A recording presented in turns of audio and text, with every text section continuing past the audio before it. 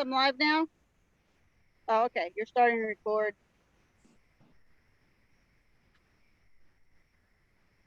Okay, I guess we're ready.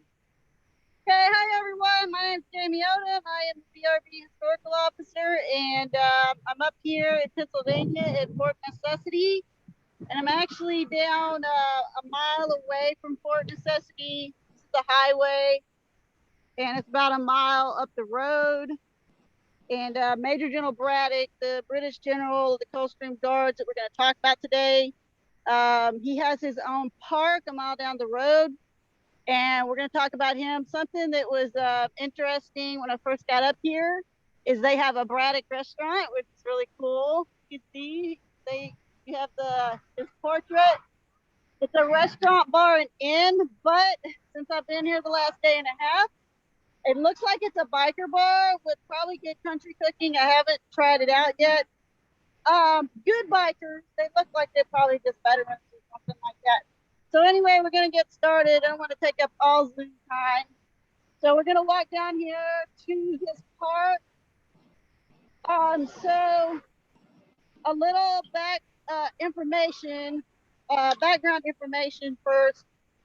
Um, so I went up to Fort Necessity yesterday, and I learned a little more about Braddock and General Washington. So General Washington, when he first started out, he had a battle at Fort Necessity. But first of all, there was a battle before Fort Necessity, and it was basically the English and the French, the British and the French were obviously they were trying to they were battling for land and everything. There was a big trade war, and the French were on the English portion of the land, so the English said. So so they sent George Washington out. He was a lieutenant. I think he was a lieutenant to go and scout the area. They sent out a squad with him using the colonial militia. So he was part of the British. He was part of the British Army and the colonial militia. And they went out with a squad, and they ambushed some French soldiers. And some people believe, the American historians believe that George Washington may have started the French and Indian War, the 7 Years' War. So after that, they win and they come up here, and George Washington builds Fort Necessity. So, and it's just like right over there. So once he's done with Fort Necessity, the French come back because they want revenge, and they overwhelm him. He doesn't have enough people. They overwhelm him. He surrenders, and because of this, the British back in London, they say, you know what, we need somebody with some experience. This really isn't working out. So they appoint the first commander-in-chief of the 13 colonies, which is Major General Braddock. The reason why I find that fascinating, commander-in-chief, is because basically we call our president the commander-in-chief, and I think that George Washington probably brought that term over to the presidential Oval Office, and U.S. Army military people call the president the commander-in-chief. So there were two British commander-in-chiefs, and then obviously George Washington was our first commander-in-chief, but Braddock was also a first commander-in-chief. Anyway, so here we go. This is Braddock Unit Fort Necessity National Battlefield. And so anyway, they have Braddock come down with 2,400, something like 2,400 soldiers, British soldiers, and they put him in charge of all the colonial forces in the 13 colonies, and they tell him to go take Fort de Coutts, which the French are in charge of. And so he gets Washington together. Washington is his aide de camp, and they actually have a pretty good friendship together. Not a, as much of a friendship can be, being an officer, being, under him. And so Braddock kind of becomes Washington's mentor. And he actually does tell Washington, a lot of American historians say he tells Washington wanted to be an officer in the British Army, and he was kind of down from that. He was considered an officer, but not quite. He wasn't quite given all the perks of a British officer. So Braddock was going to make him an officer. That's what he told him. Anyway, so here's the plaque on this highway. General Edward Braddock was buried here in 1765 after his death. Beside the grave, which names were moved in 1804, and the trace of the Braddock Road may be seen from here. Okay, so moving on.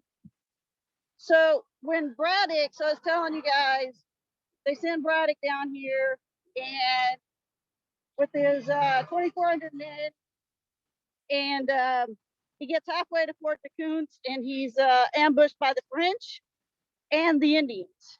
And the Indians scalp a lot of British soldiers, American colonial militia, and so Braddock is shot off his horse 4 times during this. Very heroic. And 3 days after, so they put him, George Washington puts him in a wagon. 3 days later, Braddock dies, and he hands over his sash, his battle sash, officer sash to George Washington, which means he's told him to take command. So he turns over that sash, and another part of this that's not talked about at this part is the fact that this sash has been passed down to American generals over the next 200 years, like, you know, your prominent American generals. And then it gets to President Taylor. President Taylor holds on to the sash, and he actually dies his first year in office.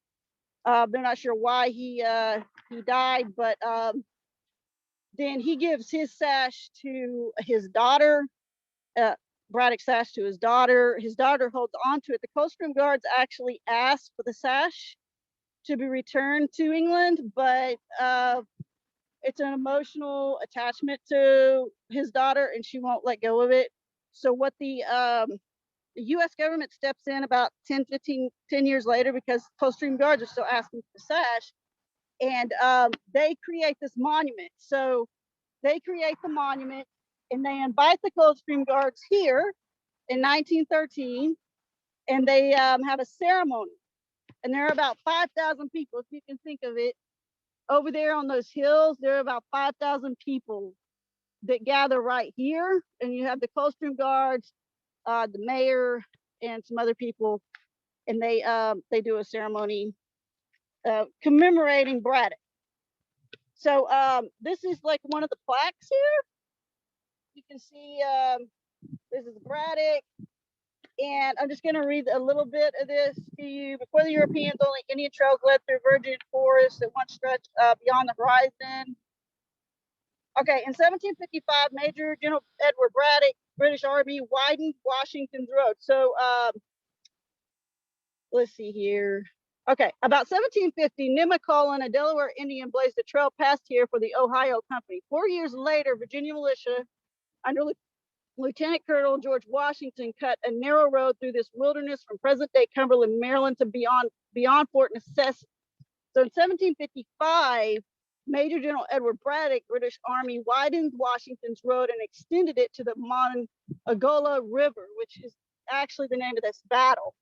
Braddock's road was an amazing engineering feat. Hundreds of men cut a 12-foot wide swath through the forest for Braddock's 2,400 soldiers, 13 cannons, about 100 wagons, and a herd of cattle. After the French and Indian War, this road became a main route west until the adjacent national road reached the Ohio River in 1818. Major General Braddock averaged 3 miles per day in 1755 as advance squads cut a road through virgin hardwood forest ahead of 2,400 British soldiers. So maybe they shouldn't have been building this road while trying to defeat the French, but that is something else he's known for. It's really amazing, it's awesome. So we're gonna walk up to the monument. It's nice and pretty out here. They keep it all pretty clean. They gated this monument a long time ago, so not many people are gonna try and take it down. It's pretty secure for now, anyway.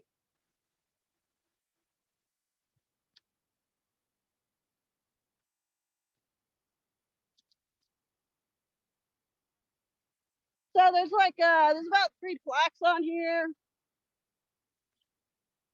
Basically, they talk about that 44th Regiment I was talking about. So Major General Braddock, in command of the 44th and 48th Regiments of English regulars, was mortally wounded in an engagement with the French and Indians under the command of Captain Bahu at the Battle of Monongahela. That's the captain. That's the French captain that I can't pronounce. Within 10 miles of Fort de Coots.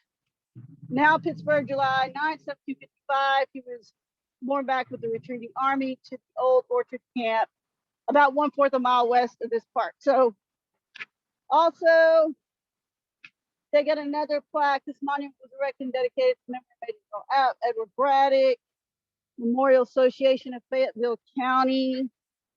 And these are the people that, so I read it's like 15,000 tons or something like that. I can't remember, 10,000 ton monument. These are the people that contributed to it. And the best part, the Coldstream Guards put this up. I don't know if you can see it. This bronze tablet was erected and dedicated to the memory of Major General Edward Braddock by the officers of his old regiment, the Coldstream Guards of England, October 15th, 1913. And you can see the Coldstream Guard. I'll take pictures.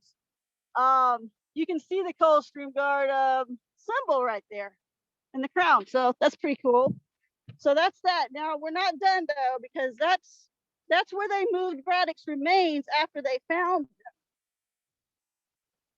So we're gonna go down here where he actually died.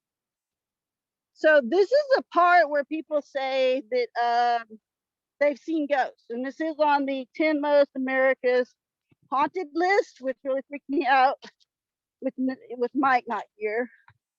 But it's okay. I was here yesterday, and it's not so bad. And there were some people earlier here, so that was really cool. But we're gonna go down here. Oh, something that I learned. So Braddock was buried down here, and Washington buried him buried him in the road so that the Indians wouldn't scalp him. The Indians that were working for the French would not scalp him. And so they had the soldiers walk over where he was buried. So it would just look like no one was buried there. And Washington forgot. So I read this earlier today. Washington forgot where he buried Braddock, and he came down here looking, never to find him.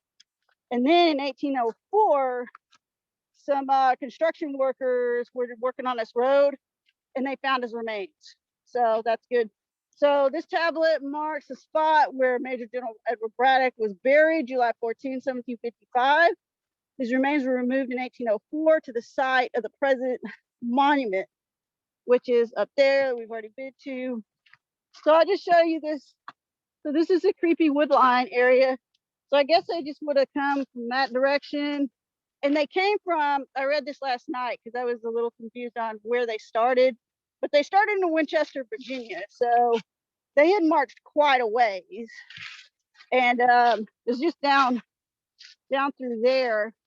I actually got nicked by this bush, so I actually bled a little bit today. So yeah, it got me. But yeah, here's a little river. And I guess if you went up like, I don't know, probably about 20 miles, there would be, that obviously they found Braddock, but you're talking about hundreds of British and colonial soldiers who died, and they're probably under the ground up there. So that probably is, there's probably ghosts. It probably is ghosts. So anyway, we're done with that. So if you want to, you can, I can turn it back over to you guys. I am going to go get the wreath and lay it on the monument that reads from the Coldstream Guards BRB. And I can answer any questions anybody has. Okay, so if anybody's got any questions, can you raise your hand?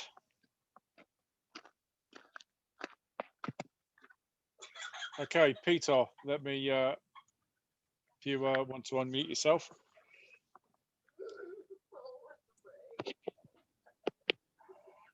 Right. Good evening, Jeremy. Good evening. Good evening. From the video that we're looking at, it's obviously back end of season, weather-wise and plant-wise, and therefore visibility distance-wise is not too bad. You've got pretty good vision through all the trees. Yeah, it's true. What would it have been like at the time of the battles? You just reminded me about something. So I found out yesterday, because there's so much to the Braddock and like that story, but he left in April 9th, a day from now. He left from Winchester, Virginia on April 9th. That's what they say. And he made it. The battle started in July, so that's a long way to March. So of course, April right now, I mean, it's 70 degrees right now. It's pretty nice here today. I don't know if it would have been this warm back then in April. Probably so. I mean, the weather comes and goes. Probably 65 degrees. It's usually pretty windy and chilly and it's very windy here. I've been here before, and not at this particular area, but in New England, and it's really windy. Almost failed my PT test because of it. But yeah. So, and then July it'd be really hot. So when he died, he died on July 13th, I believe, and so it would have been really, really hot and miserable for all of them. So from when you basically, in terms of regards to being wounded and then not basically dying, he was basically field hospitalized for quite a bit of time then, really. Yeah. I mean, he was about 3 days. So it was 3 days. So he was wounded. He was probably wounded about 20, 30 miles from here.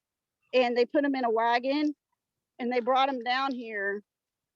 They got this far and he died here at that point. And that's when they buried him. George Washington actually did a whole service and everything, and they have somebody did a painting of it. So yeah. So he's held on for a long time, and I believe he was shot several times. So anybody else got any more questions? Jim, let me there you go. Yes, you said George Washington wasn't an officer, is that right? Yeah, so it's kind of confusing. It's kind of confusing. So he was a colonial officer, but the colonial officership didn't give him the perks like as a British officer. I'm trying to think of a way to compare it to today, and I know just being a reserve officer, just being a National Guard officer, you're not respected as much as being on active duty.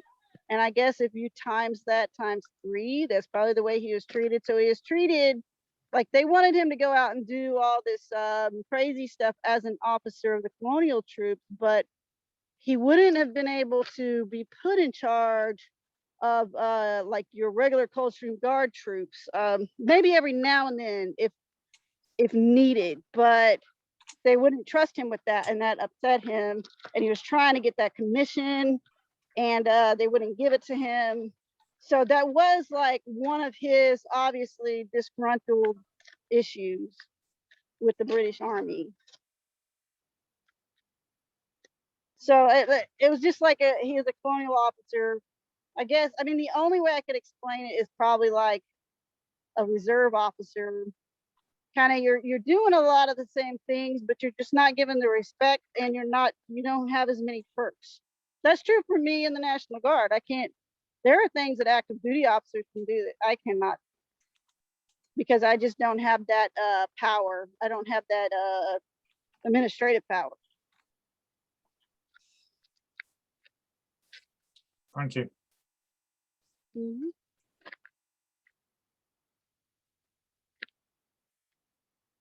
Is there any more questions? Okay, Ron. What is the present location of the sash? Oh, it's at Mount Vernon in Virginia. So it's at where George Washington Estate was, and now it's been turned in. So when I was back here in 2019, when I was doing my public affairs school, I went to Mount Vernon, but I didn't even know the sash existed. This is before I knew the sash existed, or Braddock for that matter. And but I went there to look around and learn more about Washington. And yeah, so they've turned it into basically a museum for George Washington, and it talks about when he was younger. Talks about when he was younger and he was a surveyor, and then when he was in the colonial militia and some of the things that he did. Talks a little bit about Fort Necessity, but not a whole lot. I wasn't really putting two and two together back then. And just all kinds of things they have and trinkets they have that he collected over his time. But it's kind of like going to the Louvre. I mean, Louvre is a little more impressive, but there's like 5 stories and you only have time for one story, like, you know, one part of the building. So I probably would have gotten around to seeing the sash, but we didn't. We had like an hour or two. We only had about 2 hours. So I didn't see everything. I got to see his house. So they showed us inside the house that they were actually living, and some of the museum pieces. And that was about it. Oh, something that I learned when I was there, the one huge thing I learned that I thought was really interesting was that Mount Vernon, and I posted this on Facebook, but not on the BRB. Mount Vernon was actually named after a British naval officer that saved his brother's life. His brother was he was in this war of Jenkins War, which was between the Spanish and British, and the American colonies were involved in it too. And his brother served under this naval British officer that kind of kept him from getting hurt, but he served, you know, honorably, but obviously there was something there, and so he named it after Mount Vernon. He named Mount Vernon after this British naval officer, which I thought was pretty interesting.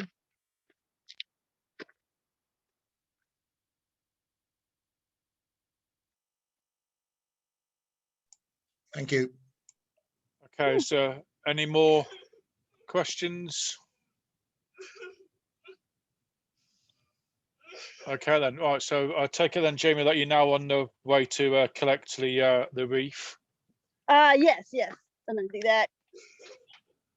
Okay, what we'll do then, we'll pause it here, and when you're ready to lay the wreath, we'll resume.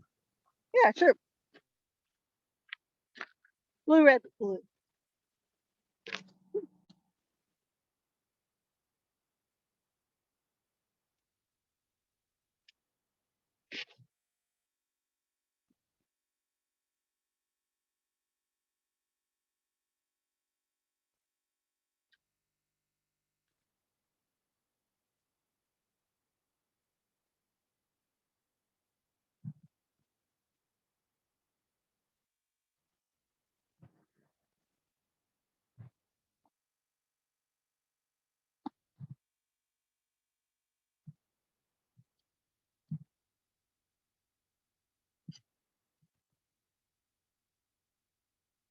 And so this is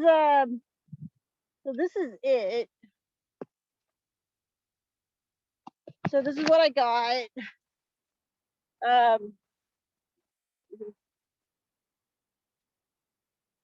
So that's it.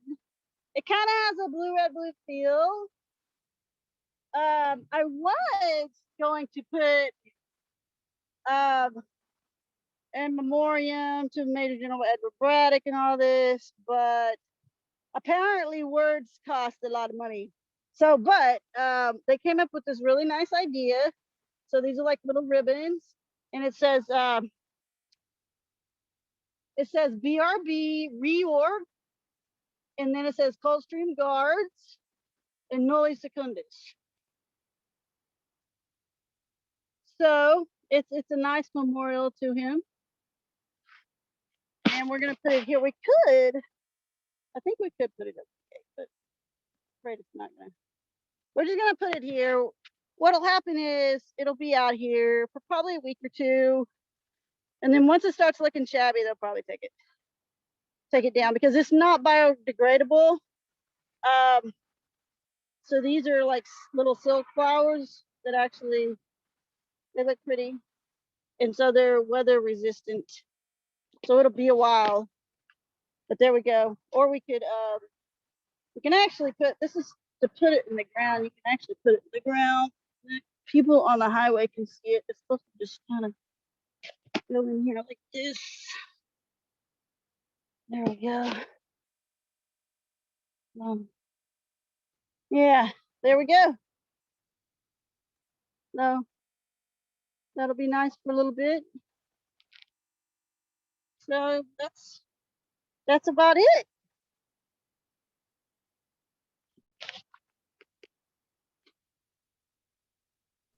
Thank you very much, Jamie.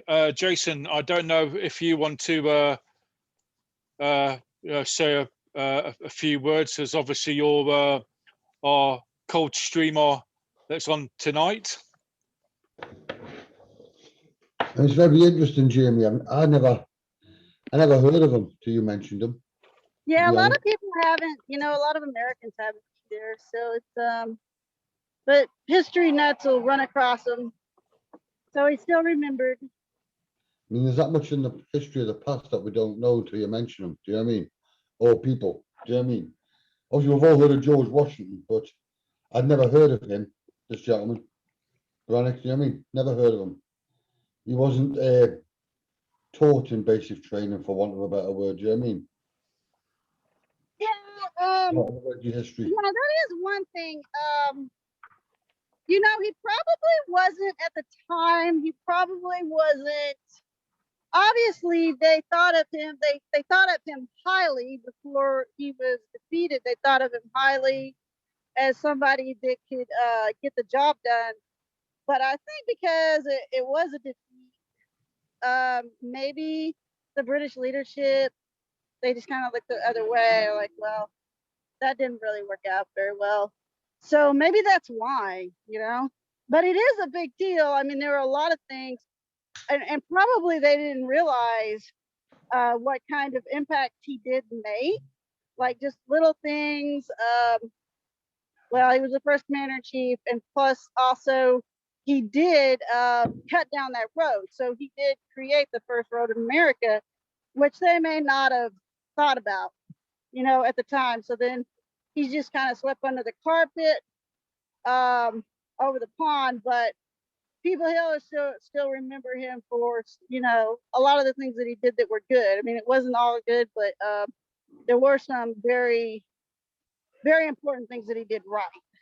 So that's good. Yeah, it's very interesting. Do you know what I mean? It's just, I mean, all that time ago. Do you know what I mean? It's nice that he's remembered as well. It's nice that he's actually remembered somewhere. Yeah, it is. It is. That's why I'd like to write a book about him. I think that he is kind of becoming forgotten again, probably. And I'd like to write a book about him and kind of remind people about him, because it isn't the one thing that I found really interesting in all this, not just like the battle and everything, but he was very heroic and like during the battle, but also how the American generals treated his sash. It's very interesting, and can't think of the right word right now, but it's fascinating to me, the way they treated everything, and it's just fascinating, and it should be learned in schools, I think. It's Something else. I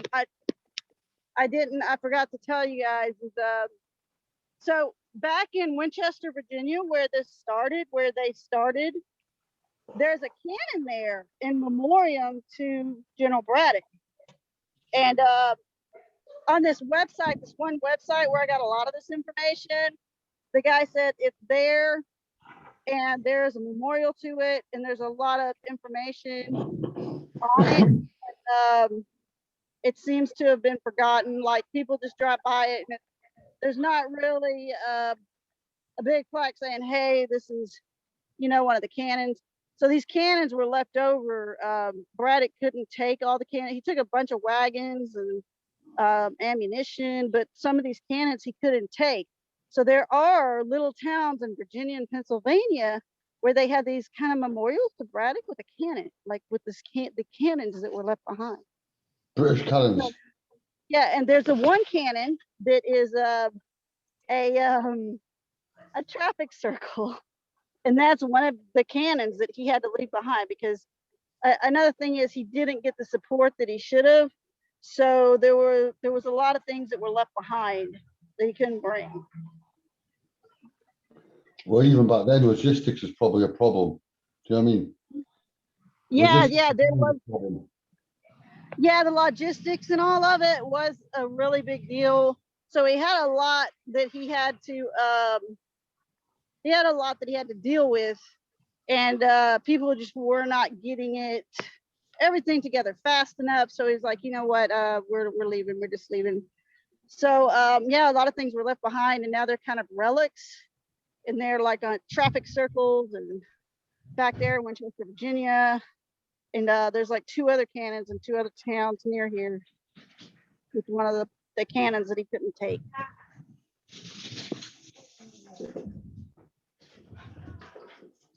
Which is also kind of sad too. Like there's a lot of sad little things to the story.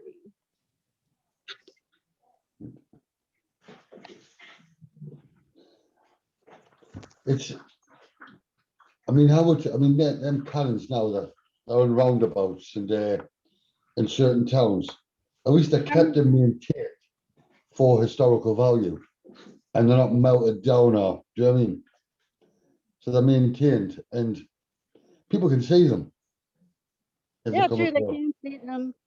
They can't see them. I think this blogger that had created this website, he's trying to say that you know, people can see them, but there needs to be kind of like a rebirth about it and information put out about it to kind of, you know, restart the story and, you know, talk about it.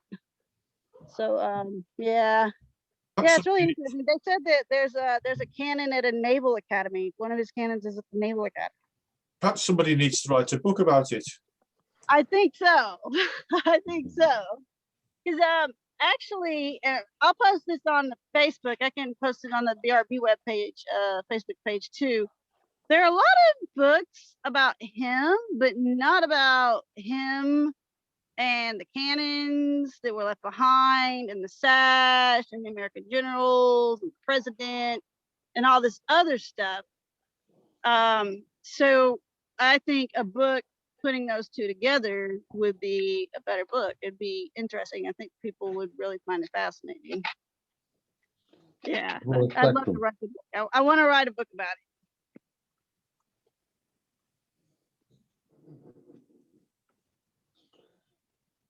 You might be the person to do it, Jamie.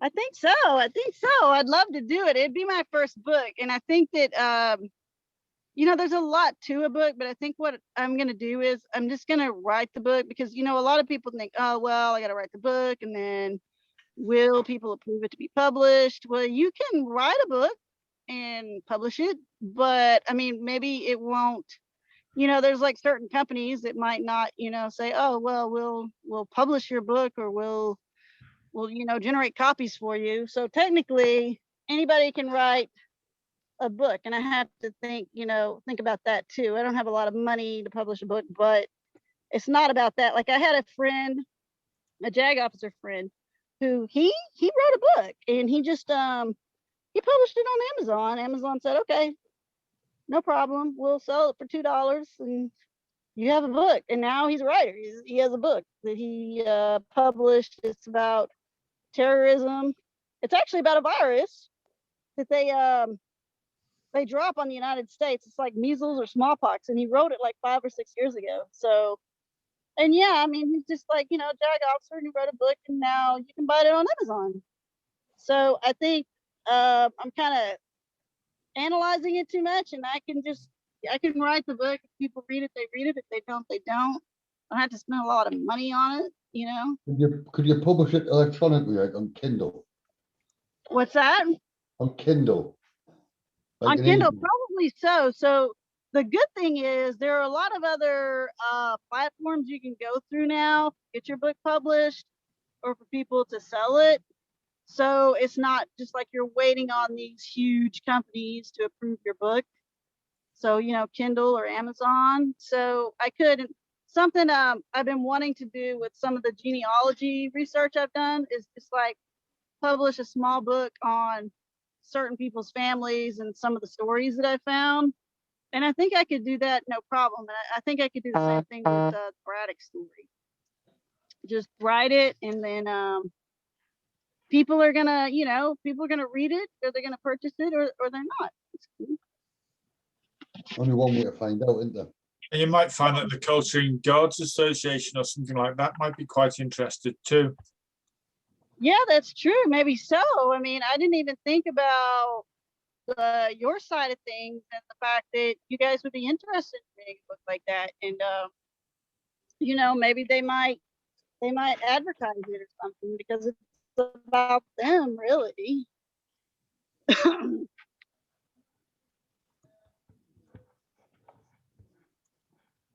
But of course, the marketing is secondary to the writing of the book, isn't it? It's write the book first and then see people about marketing it, really.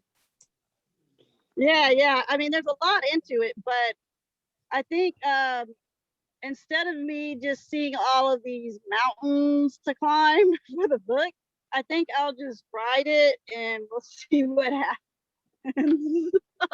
And then maybe, you know, I can I'll look into how I'm gonna advertise it and stuff like that. It'll be out there, so then it would just be a matter of marketing it and getting people to read it. Yes. No, I just Googled them. Mhm. There's a lot of So- information online about them. You need yeah, to so you need to speak to somebody who's got experience as a press officer. Yeah. yeah. Say that again. You need to speak to somebody who's got experience as a press officer. Yeah, definitely. I definitely do. And I'm thinking about asking that JAG officer too, because I mean, he does have his book out. So I need to ask him how he did that. And yeah, find somebody that has done some work in writing. I have come across some Facebook pages where these writers explain to you how to get your book published and stuff. So I probably just need to do some research on it. What's interesting is, and I can send you guys the link. So there's one guy that talks about the sash, and he's done all this research. And it's if you Google French and Indian War Braddock sash, it'll probably come up first, because that's the one. There's not a whole lot on the sash. And what I found interesting about this guy is that he did all this research, and I mean, I got to confirm some of it. I got to confirm all of it, but he did all this research, and if you look at the way he wrote it, how he described it, it's just all jumbled. Like, he did this research and then he just threw it on the internet, and that was it for him. He just wanted to put it out there, and you really gotta kind of untangle all of this information that he put out there and put it in order in a timeline. And so there's a lot of work to be done, but he's done half of it. The other half is writing it, and I guess he didn't want to write it because I don't see one.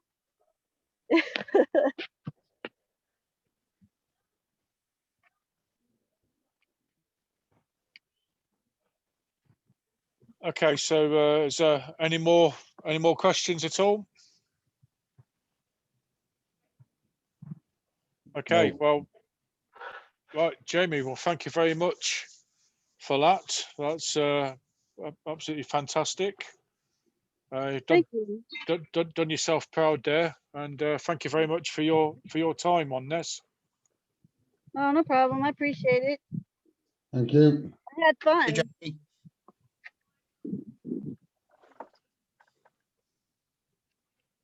Okay.